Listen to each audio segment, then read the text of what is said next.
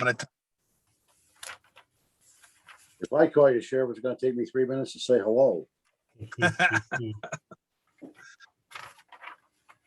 Yeah, that's right, Mike.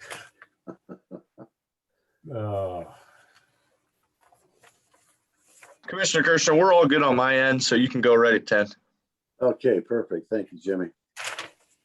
No problem. Looks like we got them stacked up here for appointments.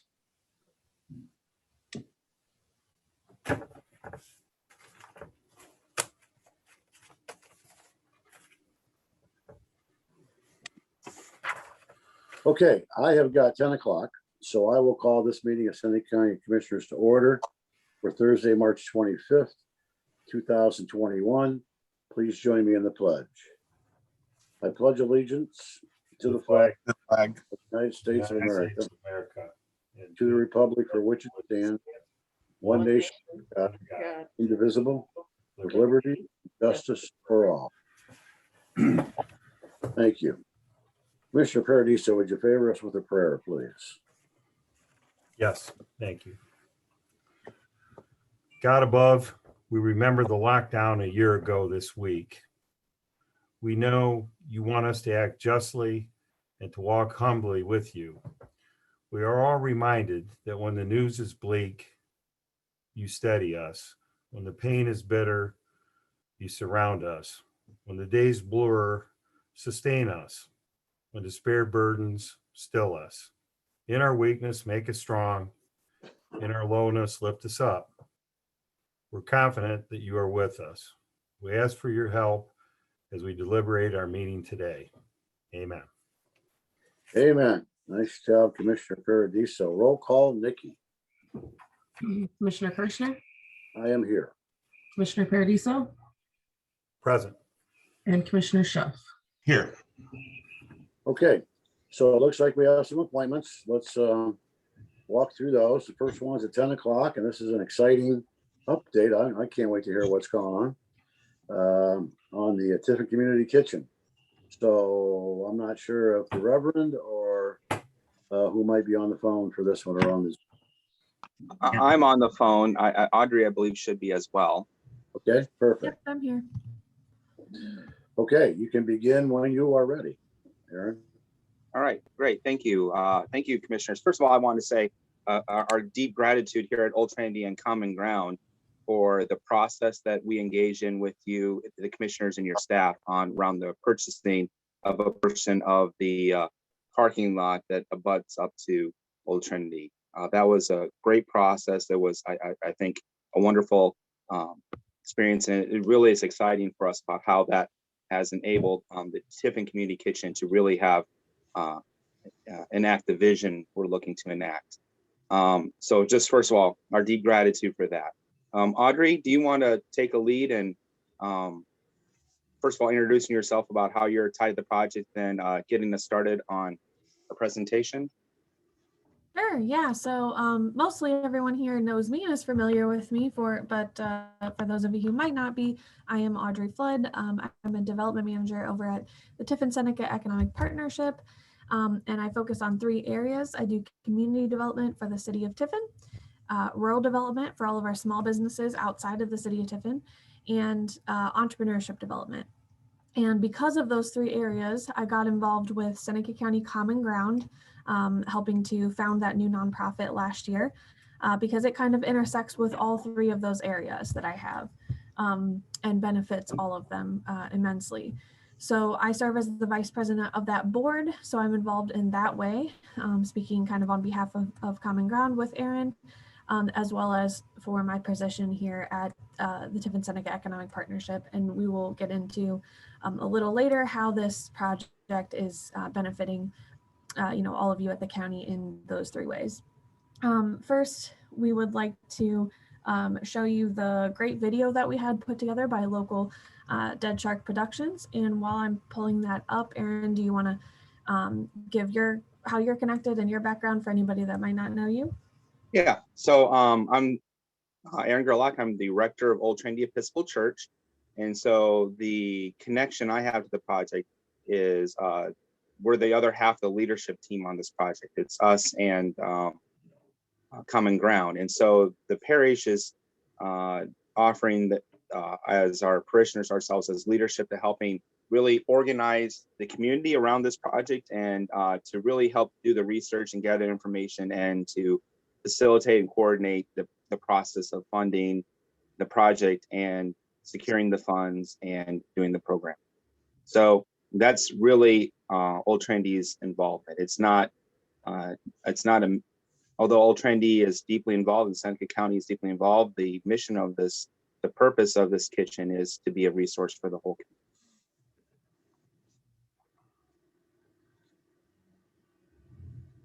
community. Is that enough time, Audrey?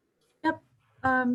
Okay, so we know sometimes there can be issues with videos, so I'm going to go ahead and play this, and hopefully it works. Yeah, If we're it kind of, doesn't, yeah. I think part of the money you should use for a stronger, what was that, Mike? okay, Audrey, you still there? Yeah, can you hear me? Can you guys hear me okay? I can, yes. Yeah, I think Commissioner Kirschner might be having some connection issues potentially. Are you still there, Commissioner Kirschner? Okay, go ahead with the video. We'll see if we can get him going. Okay, we'll do. And if for some reason it doesn't play, someone message me and let me know, and we'll just send the link out for everyone to watch on their own time. So here goes a try.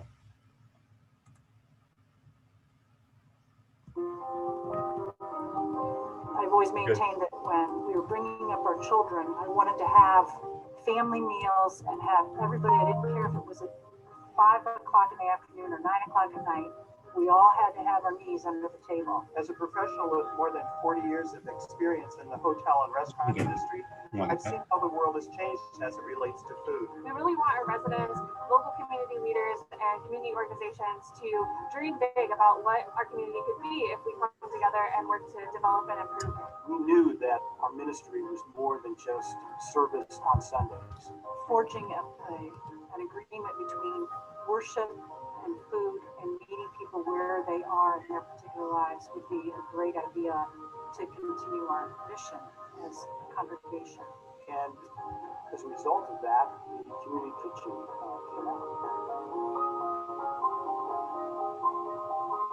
The community kitchen is going to be an incredible asset to our community, not just downtown, but Tiffin as a whole. The mixed uses of this space will allow community members to come together for a variety of purposes.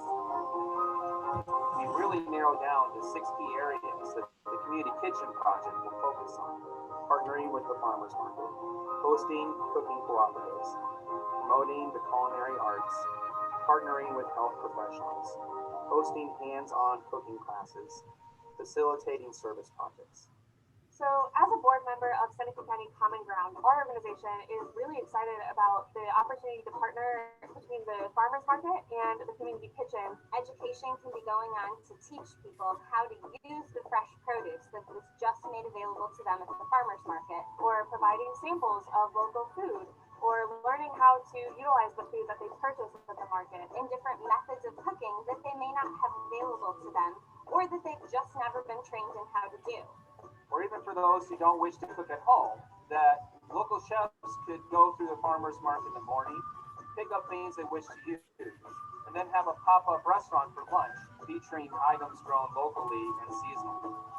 Working together to put on a farm-to-table dinner that takes place as a result of the activities coming from this kitchen would be a huge benefit to the community. We could also help people extend the growing season of using local produce and products by offering canning and preserving in that space.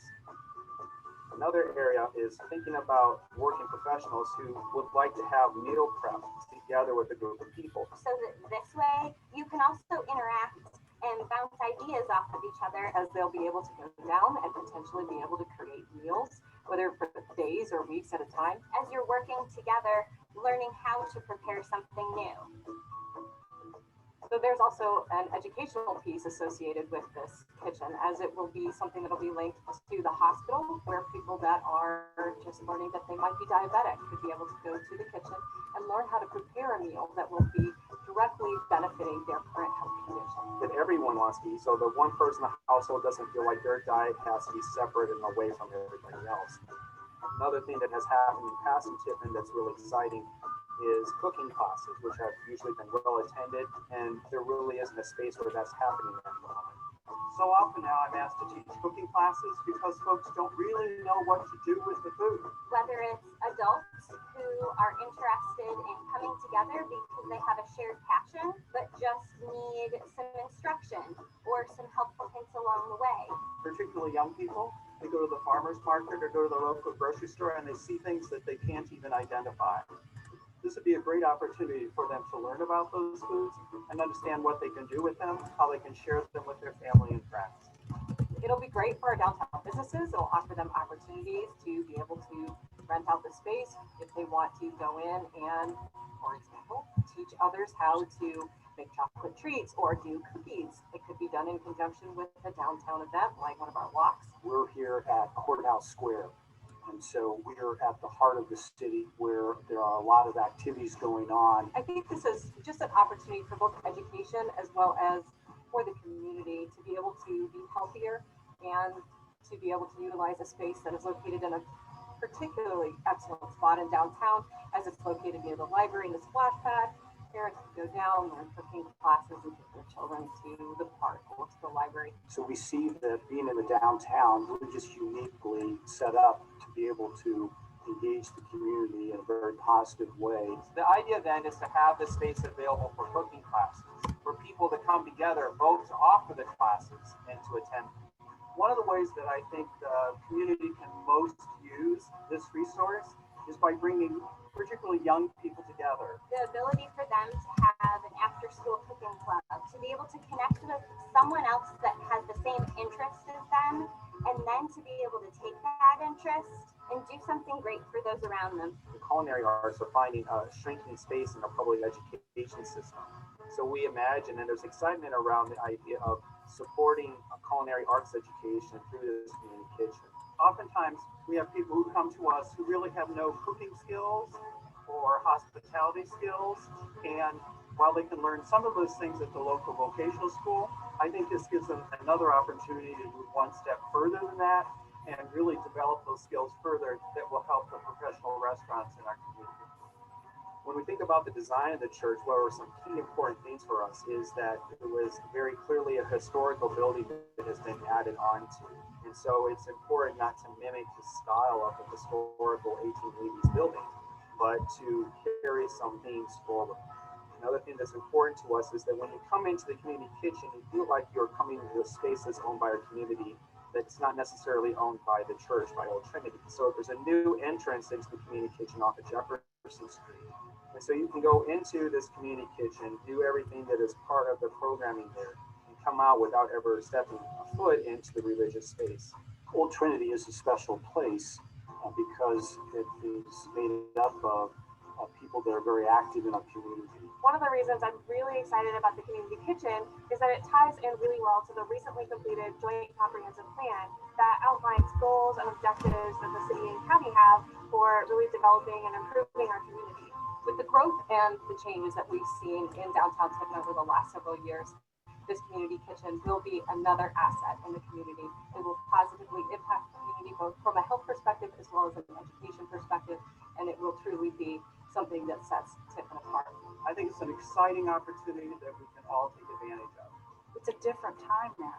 We just don't have the luxury of getting everybody's knees under the table. So anytime and any opportunity we have the ability to do that, I think is really exciting and a great ministry for this community and for this church.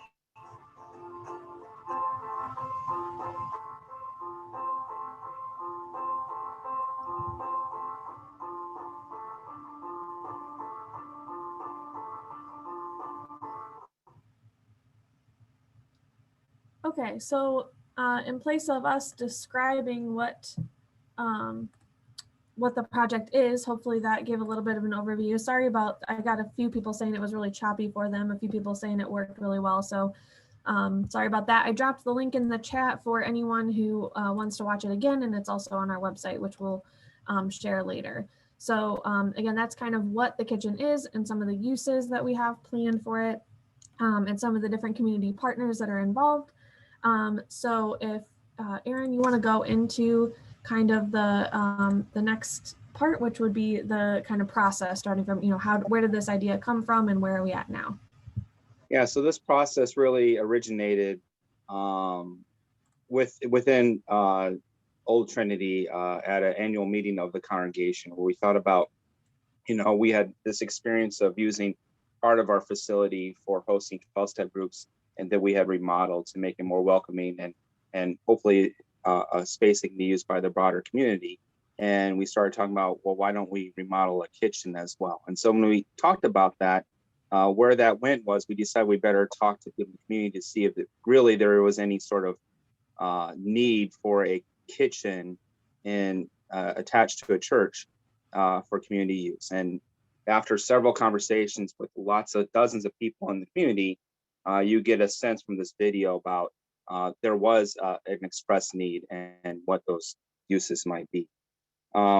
So that's kind of how we got to where we were at, and that included, as you as commissioners know, the thought that maybe a little more space than what Trinity already had to expand out into land that was owned by the county for the space would be helpful. And so that's where we're at on that process. Where we are now is in the securing the capital to build the space, while we are also doing two other things, which is starting an in-depth architectural process and an in-depth detailed programming process.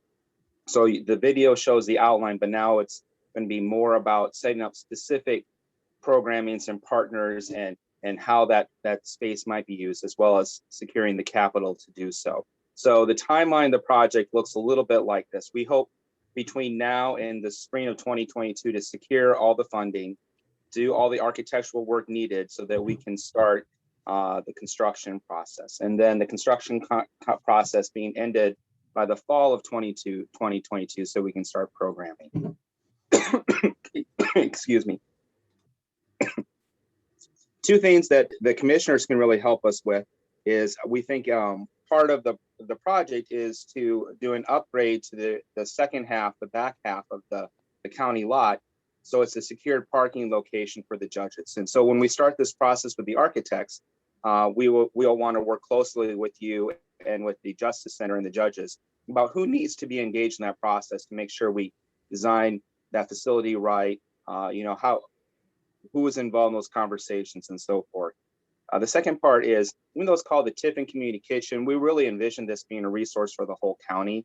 So we would appreciate any insights or people we should talk to that will help us think, how does the programming we're doing in the Tiffin Community Kitchen reach out into our villages? And so it can have a broader impact than, although it's located in downtown, but we hope for the whole county. Audrey, anything you'd like to say at this point? Yeah, so exactly on that note, like Aaron was saying, you all know that I have a lot of contact with our townships and villages, and we'll definitely be sharing about this project with them, asking how they would like to get involved to utilize the space as well, and letting them know, if there are any groups or organizations or businesses that might benefit from partnering with us on this, that, like Aaron said, we want them to feel very welcome to it as their community kitchen as well, because it does serve the whole county. I think Aaron also mentioned a little bit as well, there will be definitely some benefits to our businesses here, which from the economic development side of things is important. So the workforce development piece with the hospitality and culinary training that can happen in the kitchen will be super important for a lot of our restaurants here in the community, both existing and potentially new, as well as using the space for, types of cooking classes and educational sort of things that can help them connect with their customers in an even deeper way.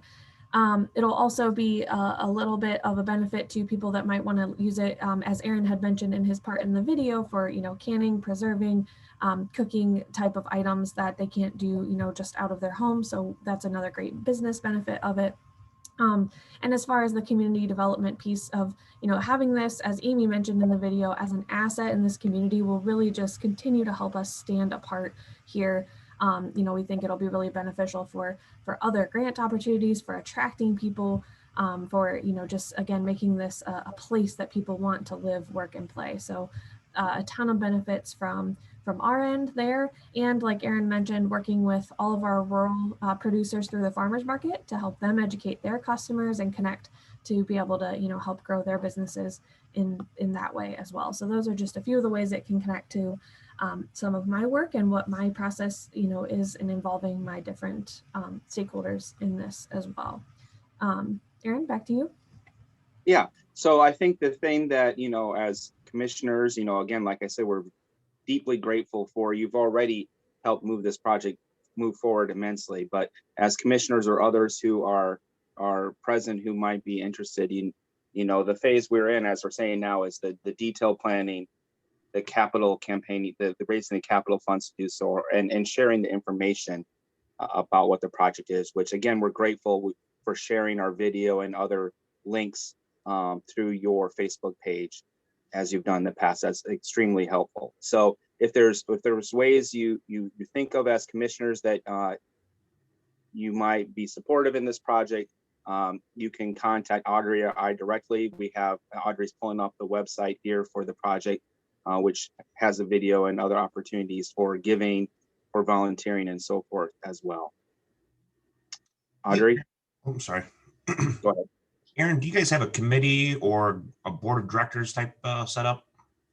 Yeah, so both Old Trinity and Common Ground both have board of directors, and we have a joint committee that has participants from both organizations, as well as at-large community members who are kind of steering the project. But there is always room for more people who are interested in participating at whatever level they want.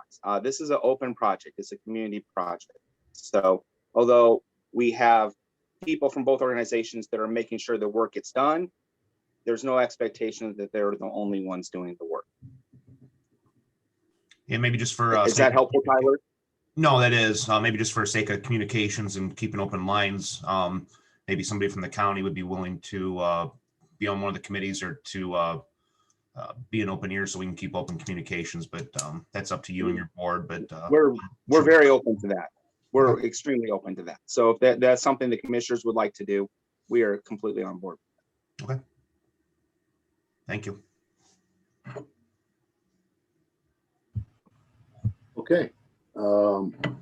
That the presentation, Reverend and Audrey?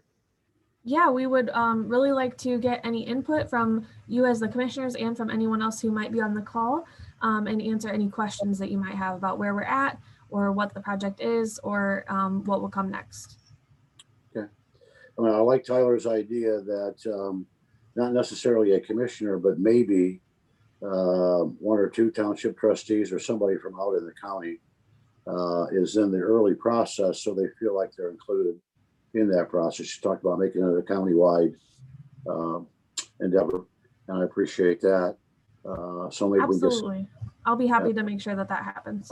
Yeah, I think somebody early on involved probably would go a long way in showing that inclusivity.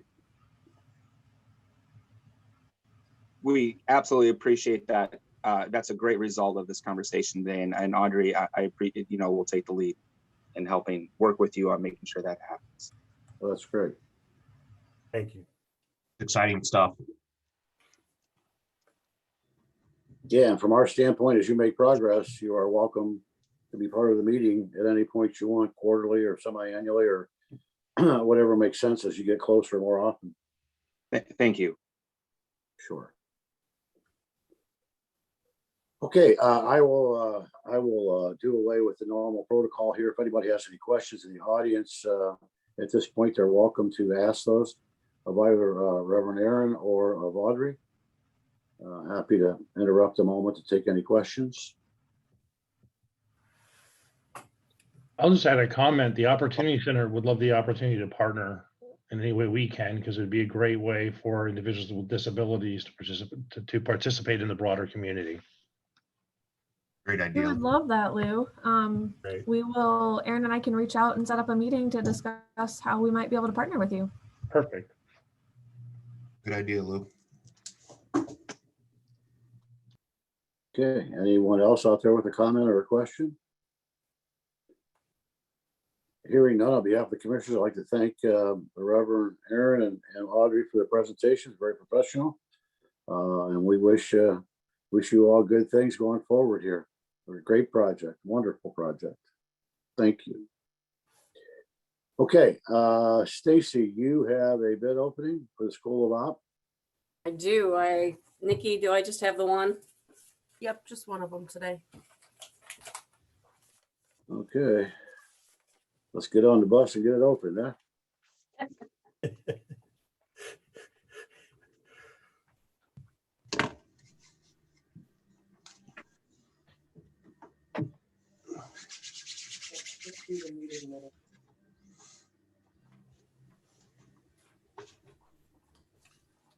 Who's gonna do the drum roll?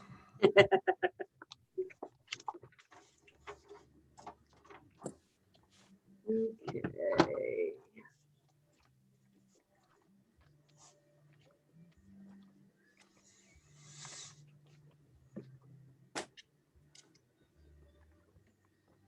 The first bid is from Rush Truck Centers of Ohio, out of Lima. So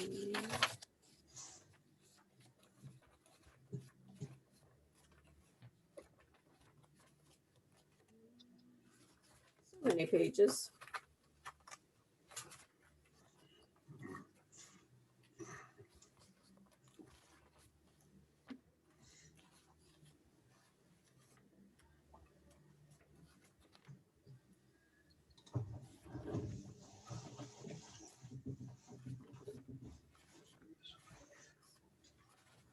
Legal stuff, specifications.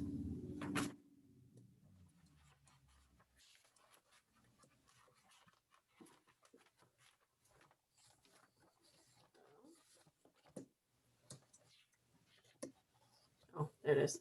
64 passenger special needs bus. Looks like there's an option put in here for 3-point seat belts throughout.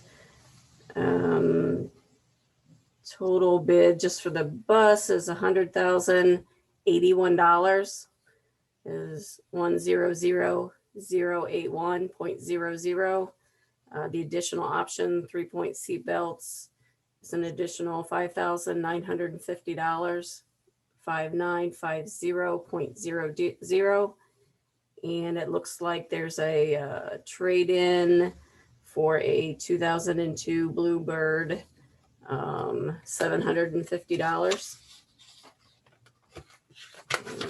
So it doesn't look like they totaled that up. We'll just do that.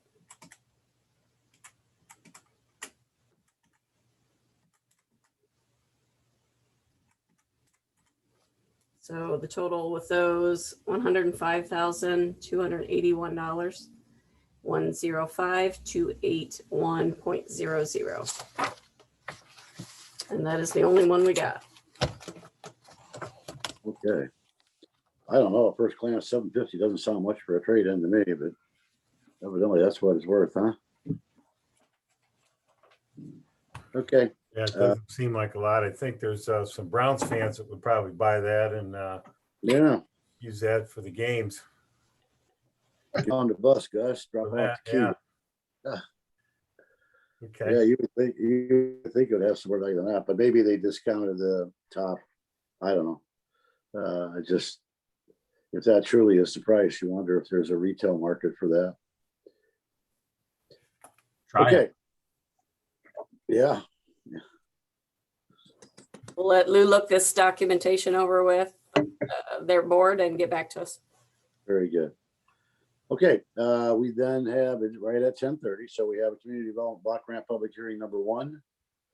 What do you have to present for that? Oh, let me do something here. I have my, thank God we have a staff. Nikki reminded me we need to approve the minutes of the previous board meeting. So thank you, Nikki. I will accept the motion to approve minutes from the March 18th and March 17th previous sessions. I'll make that motion. Thank you. I'll second. Thank you, Anthony. Nikki, roll call, please. Commissioner Schuff, Yes. Commissioner Paradiso, Yes. Commissioner Kirschner. Yes. Thanks for keeping us straight. Okay. Community Development Block Grant hearing number 1.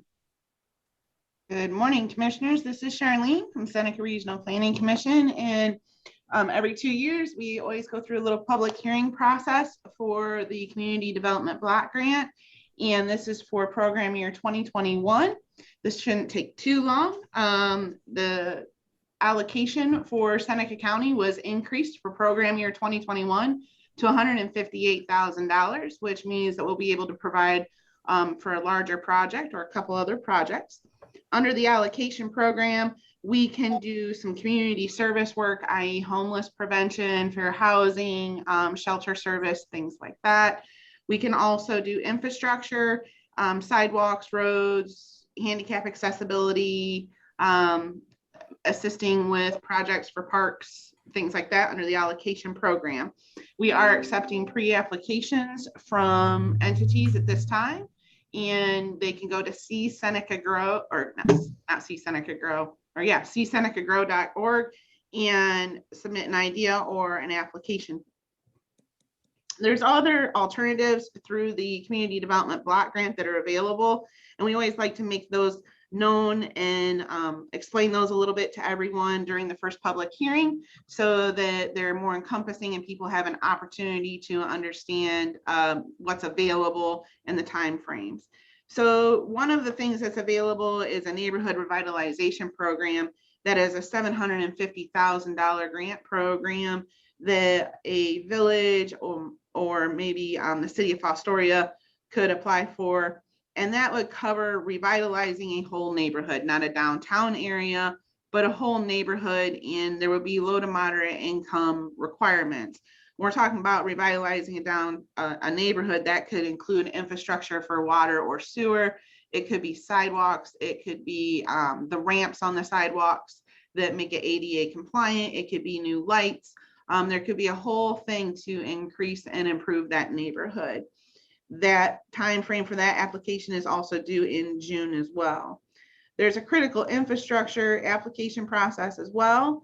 That is a $500,000 max ceiling for the application. That can be used for fire protection, roads, flood and drainage, sidewalks and sanitary, and public facilities with high community impact, preferably in a residential area. Same time frame for application. There's also an economic development loan and public infrastructure grant that has a max ceiling of $500,000. That's to create and retain permanent and private sector job opportunities through expanding and retaining business. You can use that, or a potential applicant could potentially use it for fixed assets, land, buildings, machinery, equipment, site preps, and it helps fill a gap. So to explain how it helps fill a gap is, say I am small business A and I am looking to purchase a $100,000 piece of equipment to expand my service in the community or expand my business. And the local lender will only loan me $50,000 for that. We potentially through this project could help with the other $50,000. I never guarantee it. I always say it's a potential. So that is a wonderful project there. There's also the residential public infrastructure grant that has a minimum of $100,000 to a maximum of $750,000. That is used for public water and sanitary sewer requirements.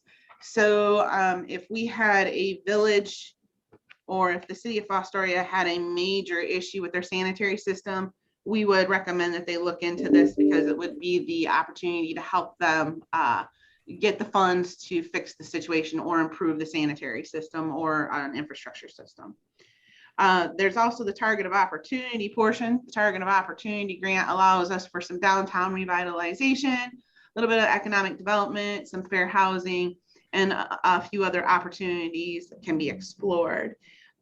At this time, most grants are all due by June 14th. A couple are due at the beginning of May. So those are ones that we typically are not having to work with at this time. But if someone is interested, we can go through those dates as well. The program cycle will go application due June 14th, funding September or October, but depending on the state's schedule. We know they're all working from home, so that takes a little bit more time. They'll do the funding announcements and project awards, and then release the funds by the end of the year. And then projects start at the beginning of 2022. Those projects have to be completed by 2023 August, and then we move forward with the next program cycle. Right now, we are not identifying projects. We have several applicants for projects. We will be holding a community development implementation strategy meeting that will be held on April 7th, I believe, but I want to double check that. It could be the 5th. My dates are a little wonky at the moment. April 6th, excuse me, at 1 p.m. That's a virtual Zoom meeting.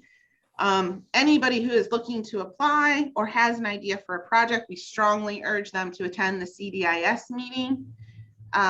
Your project will not be considered if you do not attend that meeting. You have to do that because projects are ranked and voted on and then brought to the commissioners for final approval for application from that CDIS meeting. Stacy usually sits in on those, which is great. That gives her some intimate knowledge on the projects to share with the commissioners. We always invite the commissioners to those meetings as well. And anybody in the general public is strongly urged to attend those to see what different things can be done. Does anybody have any questions for me about this public hearing? No. That being said, thank you very much for the time. I hope I did it short and sweet enough. Thank you. Okay, we have with us, I believe, Joe Goshi, who's going to talk about a new program, Handle with Care program. Joe, are you there? I am. Hello, Commissioner Kirshner. How are you? I'm fine. Thank you for being here today. Thank you so much for having me. I really appreciate that. You're up. Thank you. Thank you, Commissioners Kirshner, Paradiso, and Schuff. I so appreciate your time today, as well as everything that you do for the citizens of Seneca County. I am Jill Goshi. I am the Seneca County START and Handle with Care Coordinator. START is actually an acronym that stands for Sobriety, Treatment, and Reducing Trauma.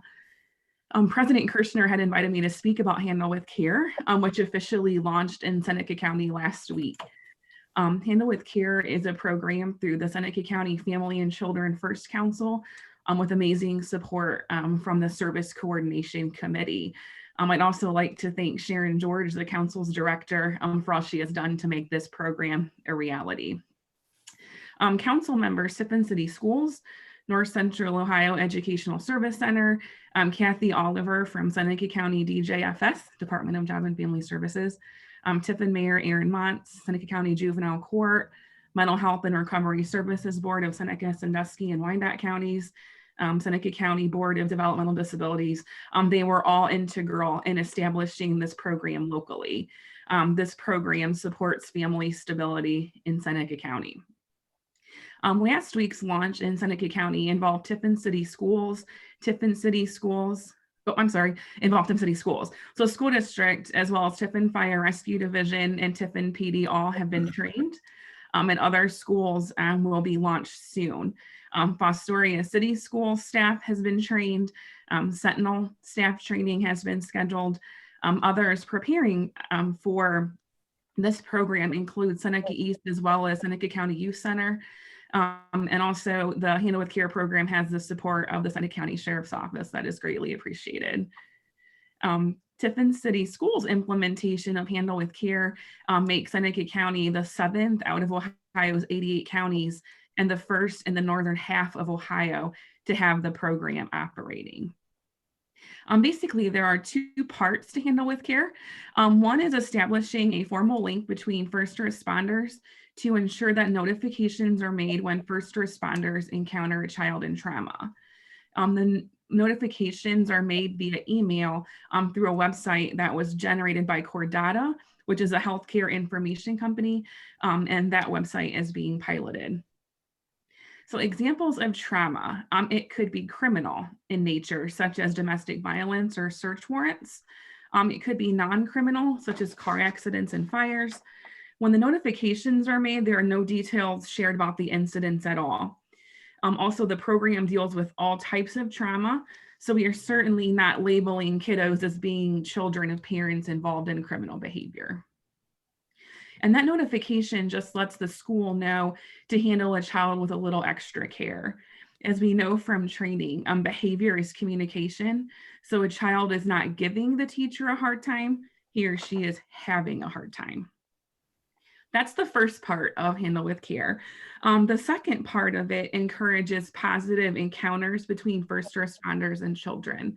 And I sit here in Seneca County where that link is already strong with schools having SROs. We're just here to support and even strengthen that. Last Monday, Tiffin first responders had the first official Handle with Care visit. And I'm going to try to share my screen so that you can actually, oh, never mind, not going to do that. I had a photo to show, but that's okay. So the Tiffin first responders spent time on the playground at Washington K1. They played football, they climbed on the equipment, they played Frisbee, they interacted with the kids. One Tiffin Fire Rescue Division crew member actually bent down and tied the shoe of a kiddo. I'm certain that those kids will never, ever forget that. In fact, some of those crew members, I believe too, were on their very first day with the Fire Rescue Division. Imagine that being your first day at work. I think that's pretty special. Thank you, Jimmy. I'm gonna go ahead and try to share now. Sorry about that. Look at that little guy's face. It's amazing. More visits like this will occur in the future. We are also working on a Handle with Care kickoff week to help families be more informed about this program. So in conclusion, trauma-informed care encourages a shift of thinking from what's wrong with you to what happened to you.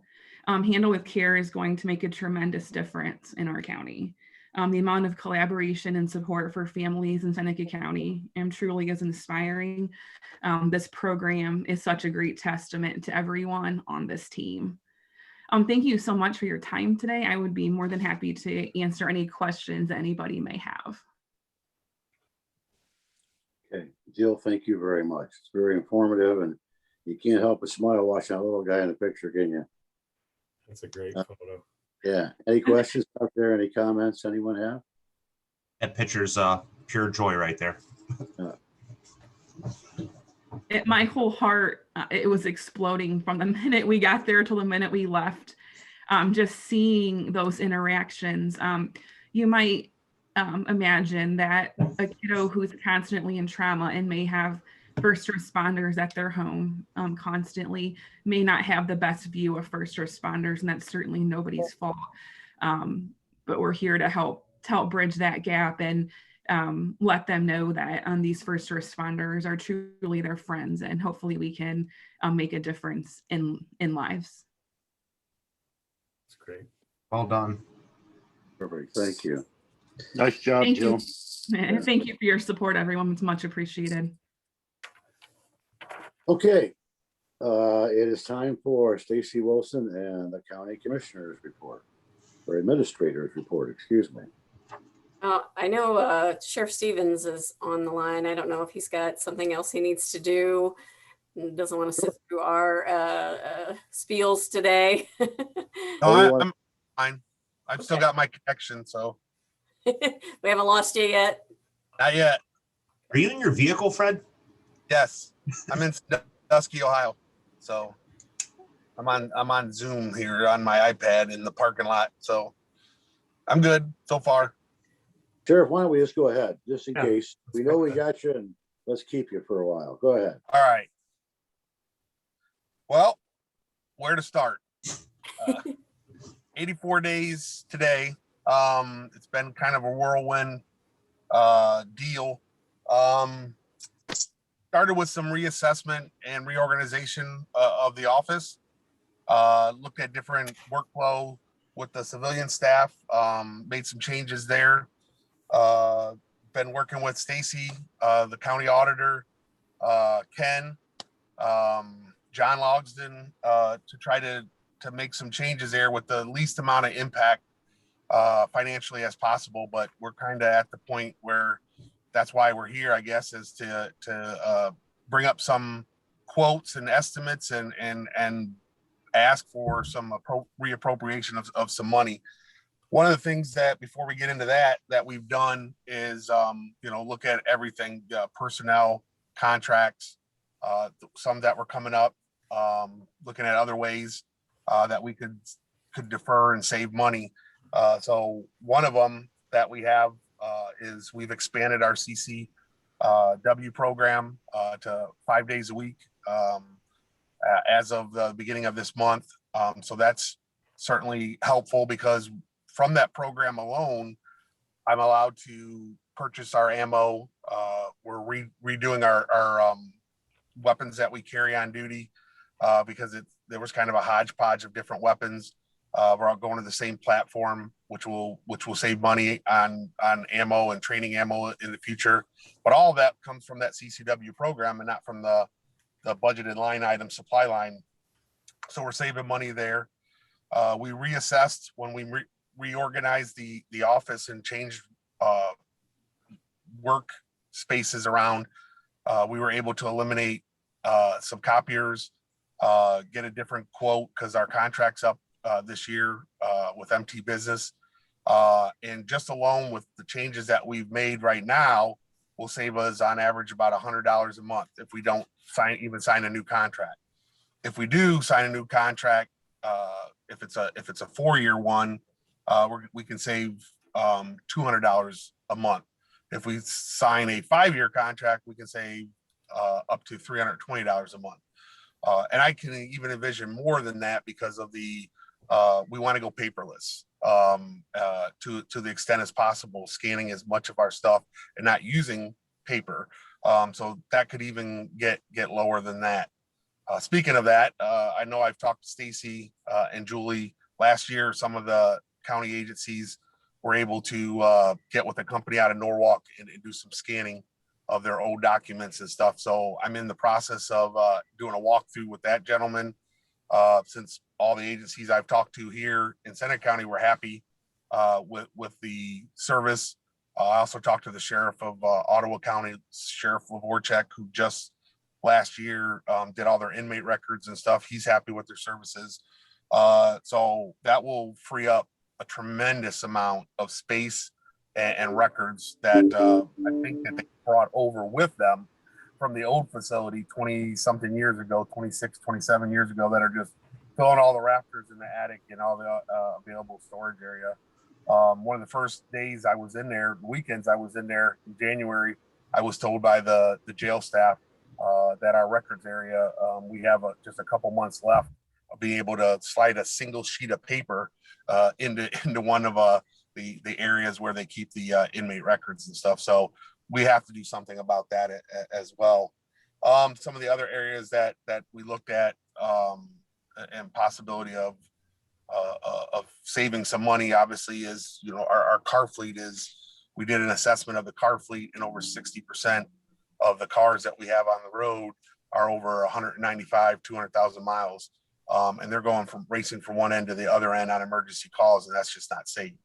So I know that we were allotted 2 cars this year, and we're going to be discussing that as well as increasing to get some more new cars. But that doesn't do me an immediate good right now because those need to be ordered and then they're months to come in. We've reached out with Attica. We seem to have a deal in place with them. They had 2 cruisers they hadn't been using for the last 3 years. One's a no-go. We had it looked at. It was a 2008 Crown Vic, and just not mechanically functional for us. Even though we are currently using a 2006 and a 2008 Crown Vic on the road ourselves, it just sat too long. But they do have a 2012 Ford Explorer with only 78,000 miles on it. So we're in the process of obtaining the title for that. No money's going to exchange hands. We're going to provide some police services like we did with New Regal through the end of the year to give them a fair value of the vehicle itself. That will help us add to the newer vehicles that we're going to get this year and be able to think outside the box and come up with some other ways. Because it seems like every week, myself or Chief Deputy Boyer gets calls from the road that they got to limp a car to Ford, or they got a deadline and we have to tow it for hoses or something, and we're spending an inordinate amount of nickel and dime repairs on vehicles that are 14 years old, 10 years old, 8 years old. And for the costs over the last couple of years on some of the maintenance things, we could have bought 1 or 2 brand new vehicles alone on those. So we've got some other things in the work with some other possibly used vehicles that have better mileage than what we have right now, that'll limp us through this year and increase the chances of us getting below that 60%, like I said, of 195,000. It's not the best idea to get used police vehicles and put them on the road, but I would much rather have a 78,000 or 100,000 mile vehicle on the road than a 200,000 and having our people have to race over to Bettsville or Republic on emergency type calls. The dispatch talking with the EMA about the upgrades that are needed there. That's a complete gut and replacement, but that should be able to come out of existing funds and not be an increase to any type of general fund requests or anything. No training budget. We've done several trainings so far with in-house personnel on mandatory stuff that we needed to do: CPR, some med pass for the jail. We got a tourniquet training coming up with Ken, who's graciously going to help us with that. These are trainings that need to be done. We're not paying an instructor per se, but to have everybody come to the training costs me in the overtime budget. So currently I have no training budget. It wasn't allotted, wasn't put into the budget for us this year. So that's something that we have to talk about. Replacement of some of the equipment throughout the whole building. It is a 25 plus year facility. Our camera systems are original. The lock systems are original in the jail, up front and the jail side cameras. We need additional cameras that weren't thought of when the building was built originally. We need to get cameras in places that they actually need to be, and I can discuss that offline with you. So those are expenses that are definitely gonna, be thought of. We're working with Charlene on a couple grants that possibly could help curb some of that with the grants that are out there. Again, like she said, a lot of it's coming due in June. So myself and Chief Deputy Boyer are working with her on what we feel could fall under some of the renovations or some of the fixes there on the jail side. That's strictly on the jail side. Let's see. We did an upgrade in the jail that didn't cost the taxpayers anything on the video visitation. You saw an article about that. That was great work on the Captain Green and the jail staff to get that video visitation after about a year of no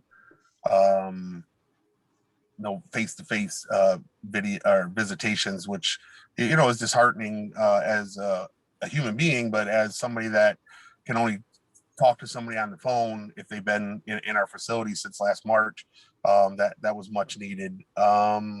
Besides that, I gave a ton of quite a few quotes to Stacy over the last couple of days on some of the estimates of the stuff that we're looking to get done this year yet. And with that, I don't know what else to say. There's so much to talk about, but I don't want to ramble any longer than I have. Well, Sheriff, thank you. Thank you for your hard work. And Stacy, are you going to go over those requests with us at some point soon? Yeah, I sent them to you yesterday. I just figured we'd have a little bit of a brief conversation if you guys had any preliminary questions for the sheriff. Getting back to the vehicles, just touch on that a little bit. Normally, we gave the sheriff $60,000 a year, and that would allot for 2 vehicles.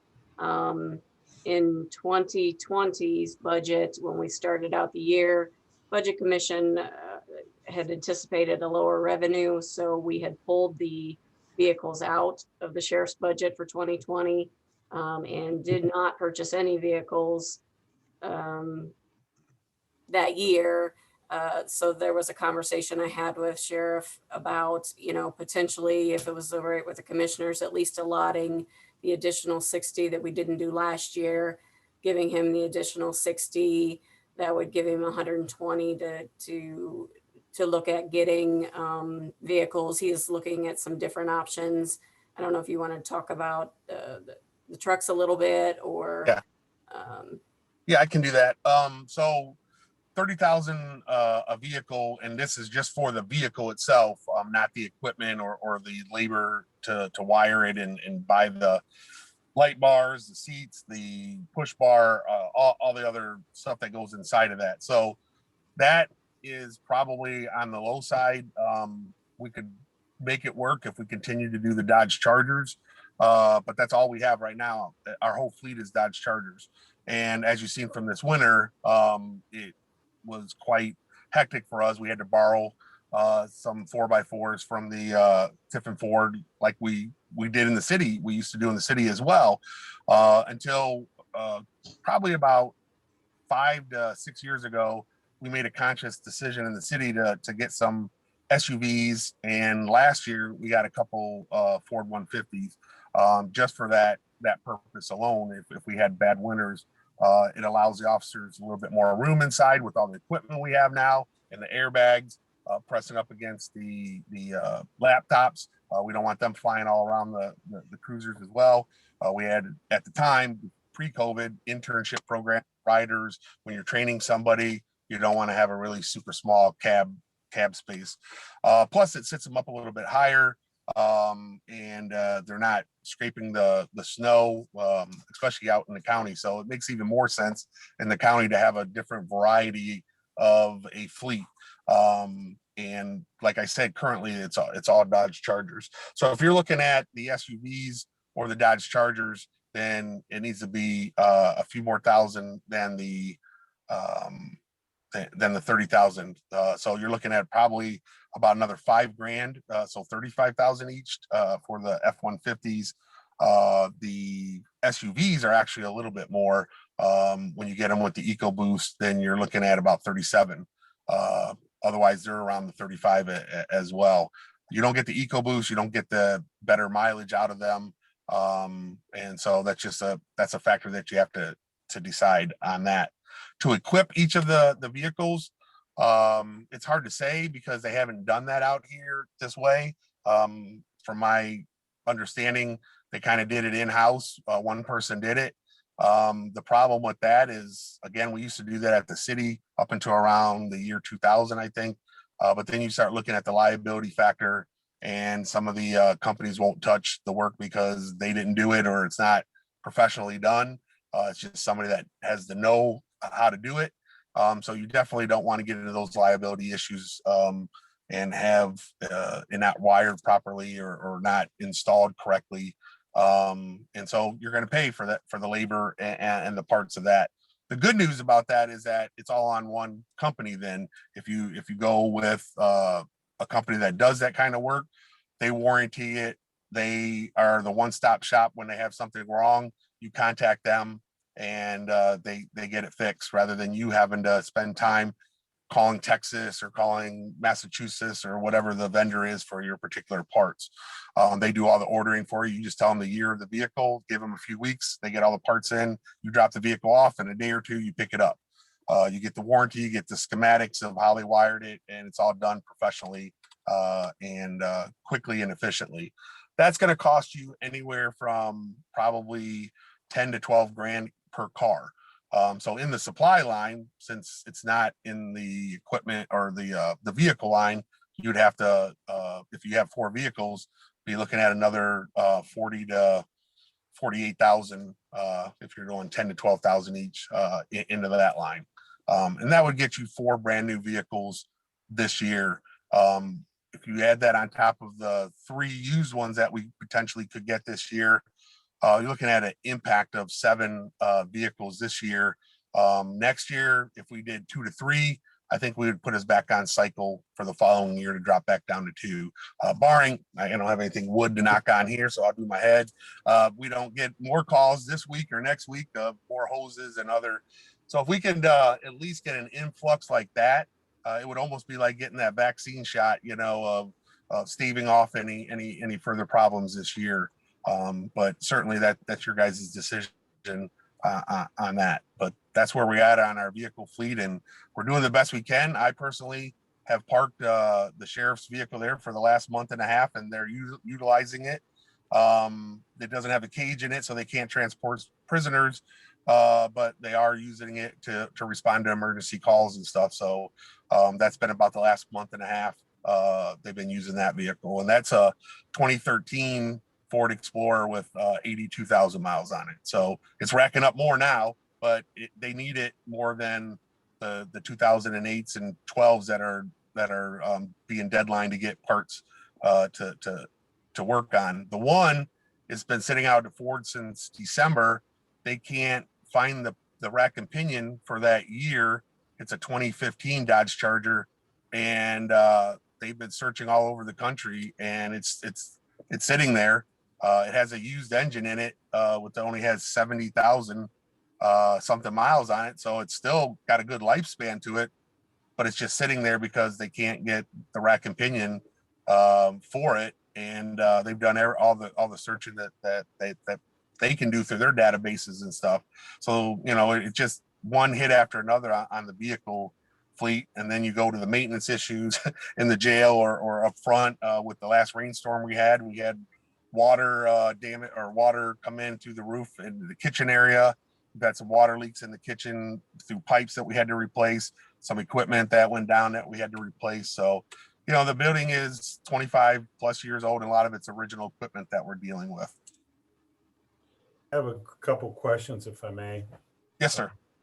So if you had 120,000 and vehicles are 35,000 instead of 30, you would need some extra money to get you to 4, right? Correct. Okay, We so need about 5 more each vehicle, so 20 more grand.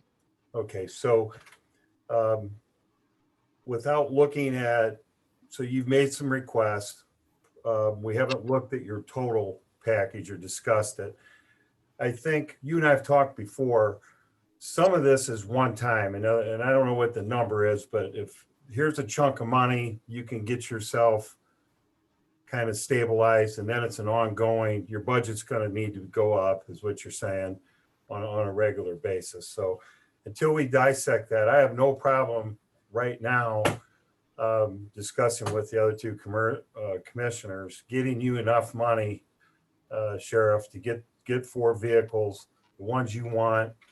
To me, this is crazy stuff when you have 200,000 miles on a car, it's breaking down, and we've got road crews. This is, to me, so I don't know how we go about that, Commissioner Kirschner, but I'd like to,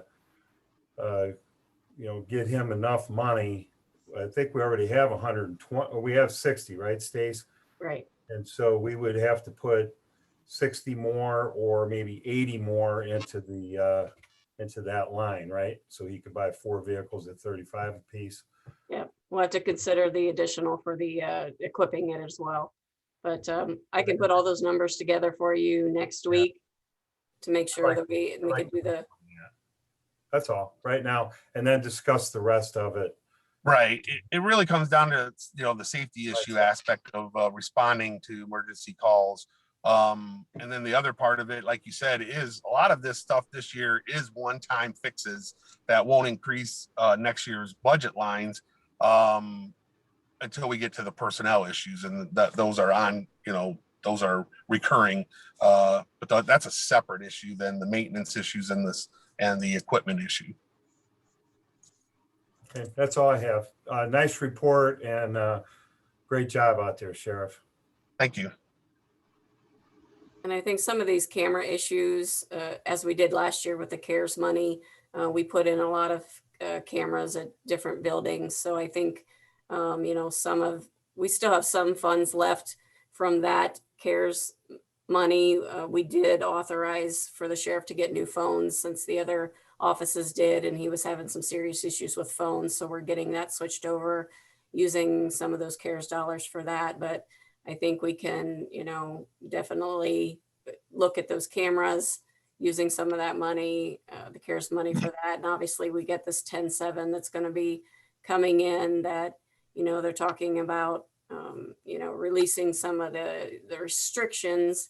And obviously those are some of the restrictions that we followed for the last round. So, We didn't even talk about the phone issue. So thank you, Right. Stacy. Yeah.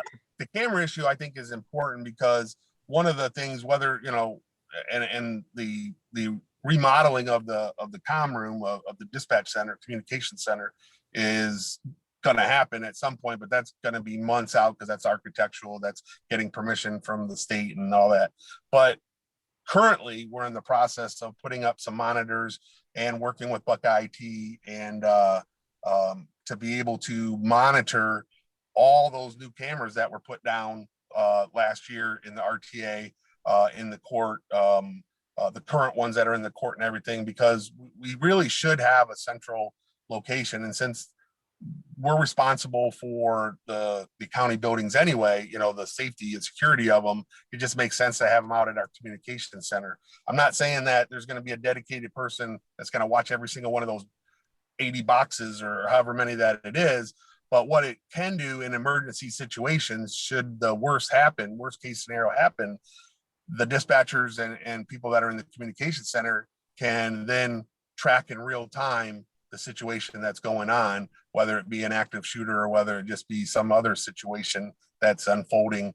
They can tell the road units, whether it's the city or us, responding where that situation or event is occurring, whether it's in the back stairwell of the court or over at the RTA building or in the parking lot out front or whatever. So I think it's incumbent upon myself having the job or the task of security of all the county buildings to be able to do that as well. Again, that's a minimal cost, but eventually, having all those cameras in one place will just make sense, because we'll be able to not only view it, but also have the recording of the event that happened as well.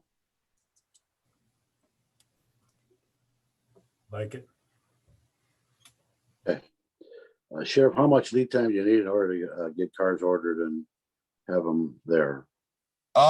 We can order, as of right now, they opened it up last week for the Ford F-150s. But I would look at doing a combination so to have a varied fleet.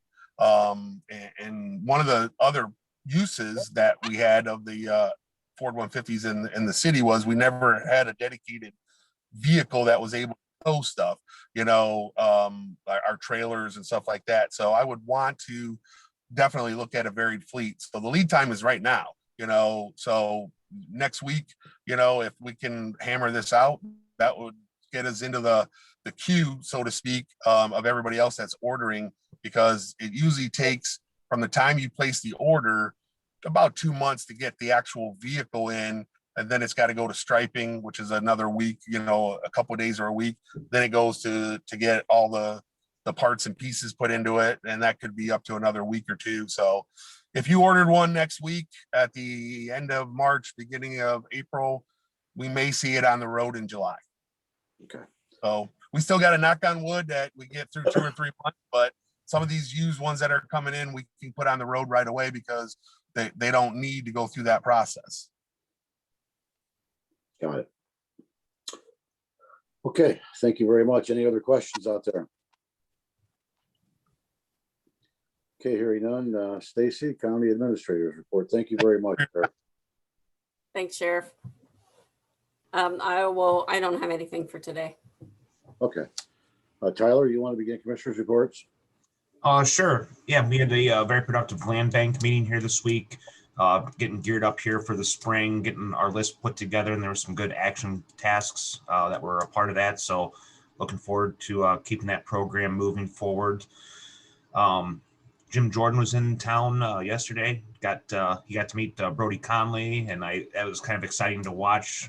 Both of them being wrestlers, they had a pretty lengthy conversation. It was right up Jim Jordan's wheelhouse there, and I think they probably could have talked for an extra hour, but was nice seeing those two interact and get to meet. And we had some good conversations with Jim Jordan here, issues facing the cities, counties, got some updates here on the state. And it's just nice to have representatives that come back to their districts and talk to their people. I know he also spent some time over with Fostoria PD yesterday too, I believe. So nice to always have him back here in Seneca County.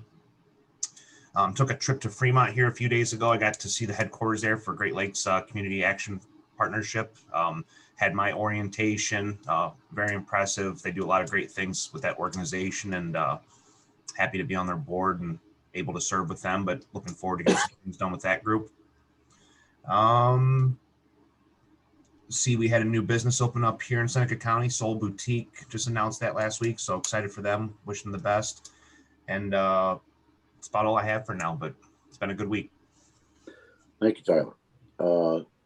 Commissioner Paradiso. Thank you. Just a couple comments.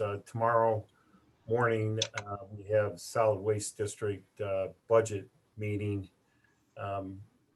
Just to refresh everyone's memory, we have a new director, Gary Beatty, who took over the first of the year. Last year was kind of an odd year as far as budgets, turnover at the director level. So there are 3 commissioners that make up that budget committee: Commissioner Stahl from Ottawa County, Commissioner Zimmerman from Sandusky County, and myself. We working on, this is our second round, so we're looking forward to getting that budget put together so we can move on with some solid waste initiatives. I'll be headed to Attica tonight. Sheriff, I saw the Attica vehicle parked, I think at Eclipse or somewhere, Attica Police. So, all that police equipment's been removed from Attica. But the meeting tonight is to discuss CMS. Reed Township, Venice Township, they've approved merging into Bloom Scipio. So tonight's meeting is with the Village of Attica. Looking forward to that presentation and meeting there. Our hope is that they will approve to merge and we can continue to make progress with EMS in the southeast part of the county. So looking forward to that. That's all I have today, Commissioner. All right, thank you. I'll just use that as a segue. We all continue to meet individually with some of the EMS folks as a group, the ambulance district, right? And as a total group all over the county. So as Commissioner Paradiso said, he's leading this effort and we are making some, I think, real progress here. We have actually hired, I believe now 2, or will as of today hire 2 full-time EMS employees, and they will start helping providing assistance to the joint ambulance districts that might be out of service. So we'd be able to fill those folks in when that occurs. We just all need to focus on our mission, and that is to provide the citizens of Seneca County with a professional service at a reasonable cost and get there in a timely fashion, right? And that's really the end game. That's our goal. And we're going to try to do whatever we can do. The 2 most important functions, at least for my chair in the county, are the sheriff that we spent some time with today and the ambulance service. Protect our citizens and make them safe tops everything. So we will do whatever we need to do to make certain that our citizens are in good shape. Commissioner, I do have one other comment. Majors, we've made a lot of progress with dispatching. So it's one thing to take a call and have bodies show up at your doorstep. But Ken, you might want to just comment with the sheriff on how alignment, we're making progress, Commissioner Kirchner and Schuff. We all know this, but this is more for the public. I think it's bigger than just the districts themselves. The sheriff's involved. Ken, you're involved, John Spar, with that whole communication on into the sheriff and dispatch. You might want to just comment on some of the progress that you've made in the last few months. Sure. I don't want to speak for the sheriff, but I see him sitting right there, so he'll correct me if I say anything wrong. Uh, we've had some discussions, and we've got some scheduled training, some tactical blood stop type stuff, which is real good for especially the situations the country's in now. Having the sheriff's deputies trained to do first aid and immediately self-aid, buddy aid, and then also for the citizens is important, because there are a lot of times they're the first ones there, and they're all the help we have initially until our first responders can arrive from the fire department and with a follow-on of the transport unit and the EMS. With that, we're moving forward with training. We're going to have some training with Lifelight and also ourselves in-house at the Sheriff's Department.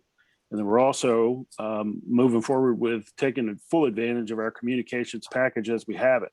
We're going to do some training with I Am Responding so that the dispatchers can message individual crew members as well as the squads and the fire departments so that they have information that doesn't necessarily need to be on the radio, but is capable of getting in their hands immediately, utilizing the communication package that we have at hand. As well as we have purchased quite a few new radios, repeaters, things like that are being installed by our technician, Matt Gray, and then also vendors that we have to have install some of that stuff. We're upgrading a lot of our power generation so that we don't have any downtime. We're upgrading phone systems. The 911 system is always a constant task to keep up on updating and mapping and all that stuff. This is one big system. The emergency services is a big deal. The public safety side of that with the Sheriff's Department, EMS, fire department, working well with the state troopers and everybody, all that has to have interoperability within communications and things like that. We're working on that. And I think we have a good partnership moving forward in that. Thank you, Ken. You bet. Okay, anything else, Commissioner Paradiso? No, thanks, Sheriff. You good? Yeah, I would just echo what he's saying. I've observed for the last 80 days our communication center, and I'm obviously I already talked about the upgrades that need to be done, the gut and the replacement and the more modernization of it. But Ken is absolutely right. The only way that we're going to do what President Kirchner said is to provide those critical services to the residents of Seneca County is by the collaboration of all the entities in public safety, not just our office, but Ken's people, the volunteer crews that are out there, Lifelight, we've already had the meeting with them and getting the software from them so that our dispatchers can communicate directly to them and not through relays, which will just give it even more of a response. And then in addition to the OSP, we've got a great partnership with the Huron Post right now, working wonderful with them in the county. And that leads me into a further discussion about personnel that we'll have to talk to later down the road. We can't just have one dispatcher dispatching all these agencies out there and expect quality service. There's going to be breakdowns if we do not have two in there at all time. And we just don't have the personnel in there right now. Hancock County made a decision 3 years ago, and they jumped from 7 that they had to 10 in 1 year. I know that that's not feasible for us, but I have a plan to get us there over a 3-year period. Right now we're sitting at 6. Well, we're at 5 and we're training 1, and they're working 12-hour shifts and they're getting burned out. So that's a discussion that we need to have as well when we start talking about the personnel issues. Thanks, Ken. Thank you again for listening. You're welcome, Sheriff. Nice working with you. That's all, Commissioner. Okay, very good. Let's go to new business. Unless anybody has anything else old business wise. Stacy? Okay. Let me share my screen. There it is. Okay, I have a couple requests. This is from the auditor's office. This is in accordance with the guidance you gave for the increases for 2021. She is just putting the money in place for her real estate assessment fund to be able to do that, the health insurance fund and the dog and kennel fund.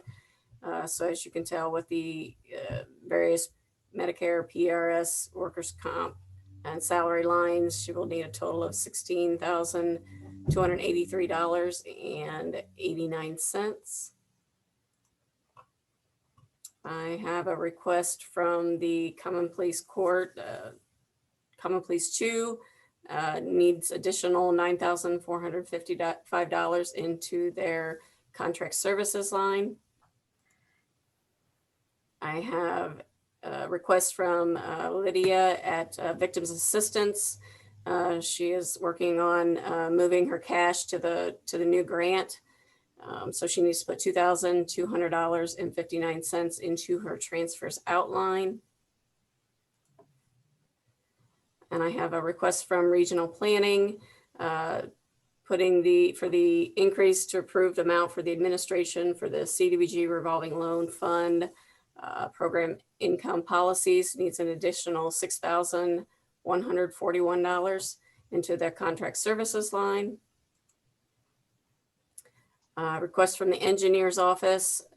This is the new software licensing that the auditor's office said we needed to have this year. We didn't have those lines put in place quite when we did budgets, so she needs to put that money into her software licensing services line.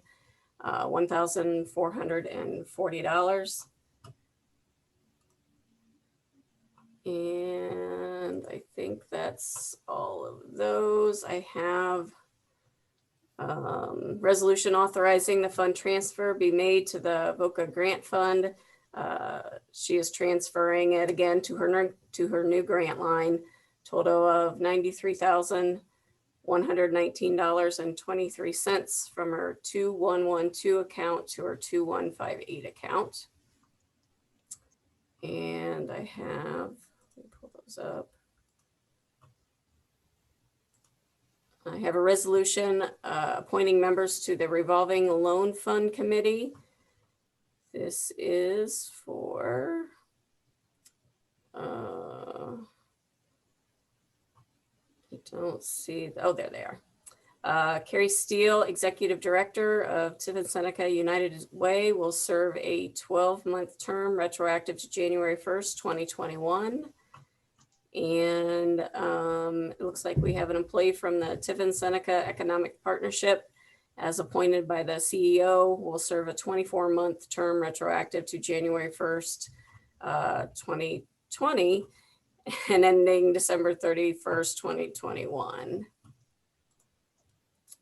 I have a resolution appointing Anthony Paradiso to represent the Seneca County Commissioners on the District Public Works Integrating Committee for Ohio Public Works Commission, OPWC District 16, expiring April 30th, 2024.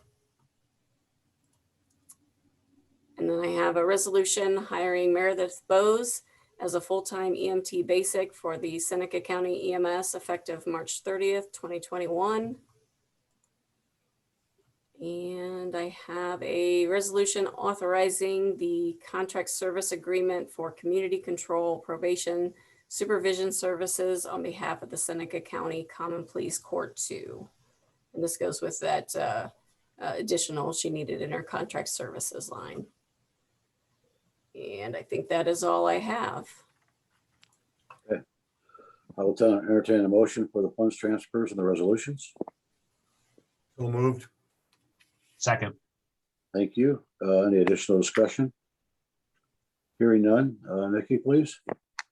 Duff, Yes. Commissioner Paradiso, Yes. Commissioner Kirschner.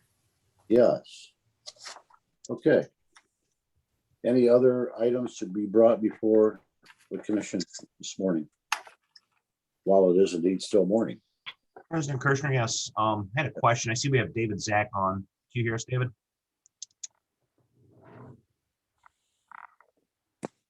I think he might be on a phone call, guys. I think I heard his phone ring. What's your question, Tyler? Yeah, I seen where TSEP and the chamber acquired the property across from the courthouse. Excited to see some renovations and things happen there. I was just curious, what's the plan for the space that they're currently in? I think Audrey probably knows as much as David on that, or near as much. Audrey? Yeah, I don't want to say anything that I shouldn't say.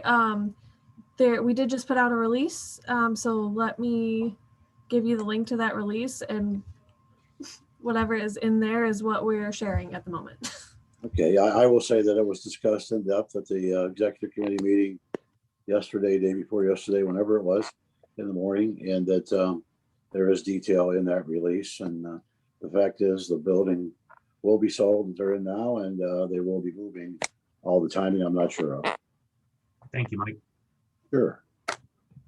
It'd be nice to have them downtown, right? Yep, exactly. Too bad it isn't managed by Shaw Consulting, but otherwise. Okay, Audrey, do you have another report you'd like to give us this morning, or are you done? Yeah, just wanted to mention a couple things. I did want to make sure everyone saw that we were moving here. Oh, Jimmy's got me. There's the link to the press release in the chat box, and that's on our website and Facebook as well. So we will be, next week is our last week in this building. And then the first full week of April, we will be in the process of moving. So we won't be able to have any in-person appointments that week. And then following that, we should be having any appointments that you all might have with us will be over in the new building if all goes as planned. So that means we're in the process of switching a lot of things over, communication, addresses. I know a lot of you on this call deal with us in many different ways, so please be patient with us as we get all of that switched over. It's a big job. So reach out to myself or anyone else at TSEP to confirm any locations or meetings or billing or anything like that. So just wanted you to be aware of that. Oh, and Bryce had to leave, but he did want me to share with you all that the Chamber is also very excited to be moving, and Destination Seneca County and the Chamber will both have a spot over in the new building. So we're all very excited to be downtown. I know Amy's very excited to be able to actually have the downtown office in the downtown, and it'll be great for all of us. So thanks, and let us know if you have any questions about any details on that. Amy did want us to share that the Soul Boutique press release went out last week that Tyler mentioned that is opening in the downtown. So that was very exciting. And she also wanted to thank everyone that participated in the 5K event race last week. For those of you who don't know, we actually used the county commissioner's parking lot right next to your building there as our registration table area. So thank you for allowing us to use that space, and it went very well. It was very safe and all, distanced and everything, but there was a lot of people downtown and it was great weather. So thanks to everyone who came out and supported that. And I think that was all I had for you today. Any questions about the move or anything else? I think Yeah, you guys. just let us know when the housewarming party is for the new location. Yeah. Will do. You guys, that was a good fundraiser for you. $6,000. Is that what I heard? Yep, that sounds about right. It was. Don't worry about us getting a hold of you. We've got your mobile phone number. We'll find That is true. And Tyler, for housewarming, just to, again, not too much detail, I hope, but for the time being, while the bottom floor where our permanent office will be is under construction, we will be on the second floor up there. So there won't be a party for quite a while until that downstairs floor construction is done. But if you need us, we will be up on that second floor shortly. Excited to see the progress. Yep. Okay, we will now open it up for general comment. Jimmy, you want to make the announcement?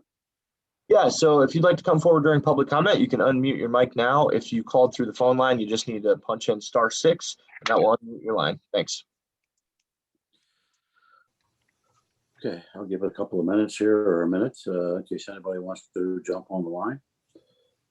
They're welcome to do it. Again, I appreciate all the participation in the commissioners meeting. I think it's a great format. More people are able to listen in and add their comments and be part of the discussion. So it's always good to have that happen. Commissioner, I see Mike Ditto on the line. Yeah. Can we get an update from him? Sure. Mike? Good morning, everyone. How are you? Still morning, just barely. No, thanks for the opportunity. Lot happening in Columbus, as you well know. I was just talking to a colleague of mine this morning that we are the Ohio House today is poised to concur on the Senate amendments to House Bill 128. That bill is the full repeal of the nuclear subsidies found in House Bill 6. There's still some other components of the bill from the now, as you know, tainted bill from the last General Assembly that are still out there, but that is the big one. The plants have asked to repeal these subsidies, but this will still keep the plants open due to some federal intervention. So, but that is happening today. That's a big item down here. Also, the state's transportation budget is expected to be passed today. And the Senate is moving on some bills for additional COVID relief measures for schools, local governments, and other entities. Many of those have made their way over to the House, but they still have to go through that process probably over the next month or so. So it's a busy time down here right now. There's a lot heading at us, and we're monitoring things as closely as we can for you and reporting back. But if there's any questions, I'd be happy to answer them. Hey, Mike, I think I sent you an email last night. If there was any way that you might have some inside connections down there, getting us an update on that justice grant. I know we have quite a few departments that are, a little concerned that we're not going to be included.